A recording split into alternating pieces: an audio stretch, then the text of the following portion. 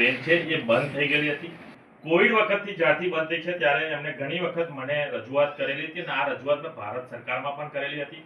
પરંતુ આ ગંભીરા બ્રિજનો જ્યારે અકસ્માત થયો ત્યારે ફરીથી હું રેલવે મંત્રીશ્રીને મળ્યો અને રજૂઆત કરી અને ત્યાર પછી પૂરા ટ્રેકનું ચેકિંગ ચાલુ થઈ ગયું. રેલવે ફાટકો છે ફાટકોનું ચેકિંગ ચાલુ થઈ ગયું અને હવે રેલવે પર એ ટ્રેક પર ટ્રેન પણ આવી અને 4 દિવસથી ત્યાં આગળ ચેકિંગ પણ થઈ રહ્યું છે. 7મી ડિસેમ્બરના રોજ રવિવારના રોજ મારે ડીઆરએમ સાથે અને આપણા રેલવે મંત્રાલય સાથે જ્યારે ટેલિફોનિક વાત થઈ છે, લગભગ 7મી નવેમ્બરના રોજ હું અને રમણભાઈ સોલંકીજી, આપણા પ્રમુખ શ્રી સંજયભાઈ પટેલ બધા સાથે 7 ડિસેમ્બરના રોજ સવારે 10 વાગે કઠાણાથી આ ટ્રેનની લીલી ઝંડી આપીને શરૂઆત કરીશું.